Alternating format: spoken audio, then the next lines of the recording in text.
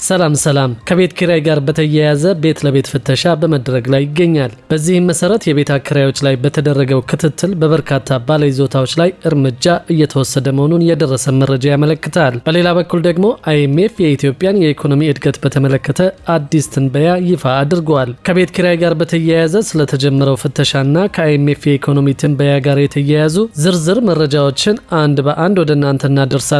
እስከ መጨረሻው አብራችሁን ቆዩ። ከቤት ኪራይ ጋር በተያያዘ ቤት ለቤት ፍተሻ በመደረግ ላይ ይገኛል። በዚህም መሰረት የቤት አከራዮች ላይ በተደረገው ክትትል በበርካታ ባለይዞታዎች ላይ እርምጃ ተወስዷል። በመዲናዋ በሊዝ የተላለፉ ቦታዎች ከህግ አግባብ ውጭ ሲጠቀሙ የተገኙ ባለይዞታዎች ላይ የእርምት እርምጃ መውሰዱን ያስታወቀው የአዲስ አበባ ከተማ አስተዳደር የመሬት ልማትና አስተዳደር ቢሮ ነው። ቢሮ የተሻሻለው የከተማ ሊዝ አዋጅን ተከትሎ በወጣው ደንብ መሰረት መሬቱን ከወሰዱበት ዓላማ ውጭ ለሌላ አገልግሎት ሲጠቀሙ የተገኙ ባለይዞታዎች ላይ ፍተሻ በማድረግ የእርምት እርምጃ ወስዷል። በዚህ ጉዳይ ላይ የአዲስ አበባ ከተማ አስተዳደር የመሬት ልማትና አስተዳደር ቢሮ ምክትል ኃላፊ አቶ መኮንን ተረፈ እርምጃው በትክክልም መወሰዱን አረጋግጠዋል። በበጀት ዓመቱ በሊዝ ውል መሬት ያገኙ ባለይዞታዎች ያሉበትን ሁኔታ የመሬት ልማትና አስተዳደር ቢሮ ማጣራት መጀመሩን የገለጹት ኃላፊው ከዚህ ውስጥ በህጉ መሰረት የአገልግሎት ለውጥ ያደረጉ ባለይዞታዎች እንደሚገኙበት ተናግረዋል። ይሁን እንጂ ከሊዝ ውል ውጪ ወይም ደግሞ የህግ አግባብነት በሌለው መንገድ የመሬት አጠቃቀም ለውጥ ያደረጉ ባለይዞታዎች ላይ በተደረገው ክትትል እንደተገኙ ተገልጿል።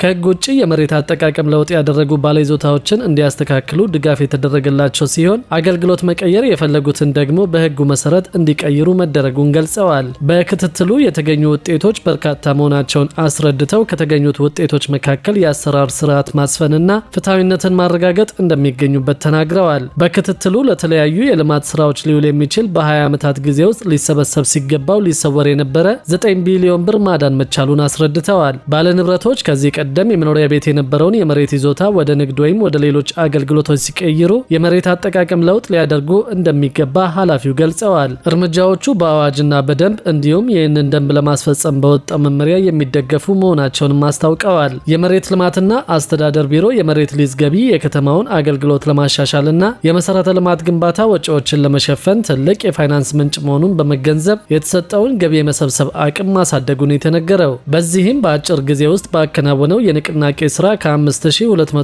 የሊዝ ባለይዞታዎች ላይ ብቻ ከ1.6 ቢሊዮን ብር በላይ የሊዝ ገቢ መሰብሰብ ስለመቻሉ ተገልጿል። በተለይም ባለፉት ጥቂት ቀናት ውስጥ ብቻ በየቀኑ በአማካይ 63.4 ሚሊዮን ብር መሰብሰብ ስለመቻሉ ታውቀዋል። አብዛኛው ገቢ የተሰበሰበው ደግሞ የሊዝ ውላቸውን ከቀየሩ አከራዮች መሆኑን ነው የተመለከትነው መረጃ የሚያሳየው። ቢሮው የሊዝ ገቢና የግንባታ ክትትልን አስመልክቶ ከስትራቴጂክ አመራሮች፣ ከቅርንጫፍ ጽህፈት ቤት ኃላፊዎችና ከዘርፉ ዳይሬክተሮች ጋር ባደረገው ውይይት የሊዝ ገቢ መሰብሰብ ለመሰረተ ልማት ግንባታ የገንዘብ ምንጭ ከመሆን ባሻገር ፍትሐዊ የሀብት ክፍፍልን ለመደገፍና የህዝብን ተጠቃሚነት ለማረጋገጥ እንደሚረዳ ገልጸዋል። የሊዝ ክፍያ ግዴታዎች መሬት በታለመለት ዓላማ ላይ ብቻ እንዲውል በማድረግ የመሬት አጠቃቀምን ለመቆጣጠር ያስችላልም ተብለዋል። በአዲስ አበባ ከተማ አስተዳደር የመሬት ልማትና አስተዳደር ቢሮ የመሬት ዝግጅትና ማስተላለፍ ዘርፍ የመልካም አስተዳደር ችግሮችን ለመፍታትና ለህብረተሰቡ ቅሬታ ምላሽ ለመስጠት በሚያስችል ልዩ የማስፈጸሚያ እቅድ ላይ ውይይቱን አካሂዷል። የመሬት ዝግጅትና ማስተላለፍ ዘርፍ ምክትል ቢሮ ኃላፊ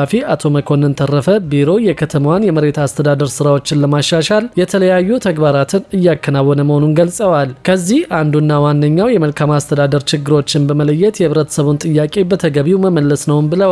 የቢሮው ስትራቴጂክ አመራሮች፣ የቅርንጫፍ ጽህፈት ቤት ኃላፊዎችና የዘርፉ ዳይሬክተሮች በተሳተፉበት በዚህ መድረክ የተስተዋሉ የመልካም አስተዳደር ችግሮች በጥብቅ መገምገማቸውም ታውቋል። በውይይቱም ችግሮችን ለመቅረፍ ተፈጻሚ የሚሆን ልዩ የማስፈጸሚያ እቅድ አዘጋጅቶ ተግባሩን በንቅናቄ ለመፈጸም መታቀዱ ተመላክቷል። በሌላ በኩል IMF የኢትዮጵያን የኢኮኖሚ እድገት በተመለከተ አዲስ ትንበያ ይፋ አድርጓል። በዚህም መሰረት ዓለም አቀፉ የገንዘብ ተቋም የኢትዮጵያ ኢኮኖሚ በተያዘው የአውሮፓውያን ዓመት በ9.2 በመቶ እድገት ከአፍሪካ ቀዳሚው እንደሚሆን ተንብዮአል። በየዓመቱ የአገሪቱ አማካይ እድገት 4.3 በመቶ እንደሚሆን ተቋሙ ትንበያውን አስቀምጧል። በዓመቱ የአፍሪካ አማካይ እድገት 4.3 በመቶ እንደሚሆን ተቋሙ ትንበያውን አስቀምጧል። ደቡብ አፍሪካ፣ ናይጄሪያ፣ አንጎላና ኬንያ በቅደም ተከተል የአገሪቱ ባለግዙፍ ኢኮኖሚ ይሆናሉ ያለው ተቋሙ ዲሞክራሲያዊት ኮንጎ ሪፐብሊክ 5ኛ ደረጃ ላይ የነበረችውን ኢትዮጵያ ልተካ እንደምትችልም ገልጿል።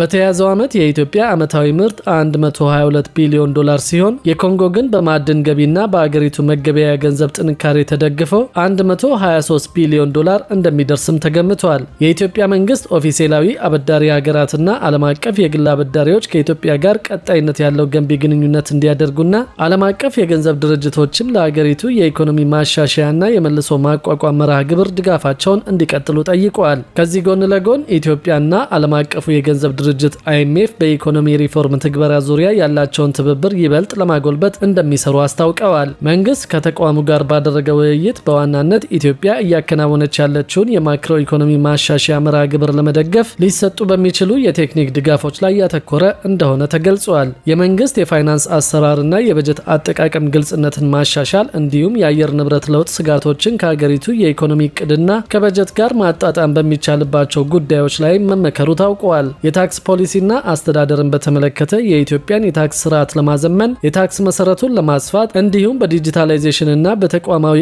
አቅም ግንባታ አማካኝነት የታክስ ህግ ተገዥነትን ለማሻሻል በሚቻልባቸው መንገዶች ላይ ሁለቱ ወገኖች ተወያይተዋል። የIMF ቡድንም ኢትዮጵያ ፍትሐዊነትንና ቀልጣፋ የታክስ ስርዓትን በማረጋገጥ ቀጣይነት ያለው የገቢ እድገት እንድታስመዘግብ የታለመ የቴክኒክ ድጋፍ ለማድረግ ያለውን ቁርጠኝነት በድጋሚ ማረጋገጡ ታውቋል። የመንግስት የልማት ድርጅቶች ሪፎርምን በተመለከተ ልዑኩ መንግስት መልካም አስተዳደርን ለማስፈን የፋይናንስ ስርዓትን ለማጠናከር እንዲሁም የዋና ዋና የልማት ድርጅቶችን አፈጻጸምና ተጠያቂነትን ለማሻሻል እያደረገ ያለውን ቀጣይነት ያለው ጥረት አስመልክቶ ገለጻ አድርጓል። IMF በበኩሉ የተጀመሩ ጥረቶችን በማበረታታት የፊስካል ስጋቶችን ለመቀነስ ጠንካራ የክትትል ማዕቀፎችና ግልጽ የሪፖርት አቀራረብ ስርዓቶች ወሳኝ መሆናቸውን አጽንኦት ሰጥቶታል። በፊስካል ግልጽነት ዙሪያ የተደረገ ውይይት የህዝብ ፋይናንስ አስተዳደር ስርዓቶችን ማጠናከር፣ የበጀት ታማኒነትን ማሻሻልና የፊስካል ሪፖርቶችን ከዓለም አቀፍ ምርጥ ተሞክሮዎች ጋር ማጣጣም በሚሉ ጉዳዮች ላይ ትኩረቱን ማድረጉ ታውቋል። በኢትዮጵያ በኩልም ግልጽነትና ተጠያቂነትን ማስፈን የሪፎርም አጀንዳ ዋና ምሰሶ መሆኑን በመግለጽ የመንግስትን ቁርጠኝነት አረጋግጧል። ከአየር ንብረት ለውጥ ጋር በተያያዘ በሚሰጡ የቴክኒክ ድጋፎች ላይ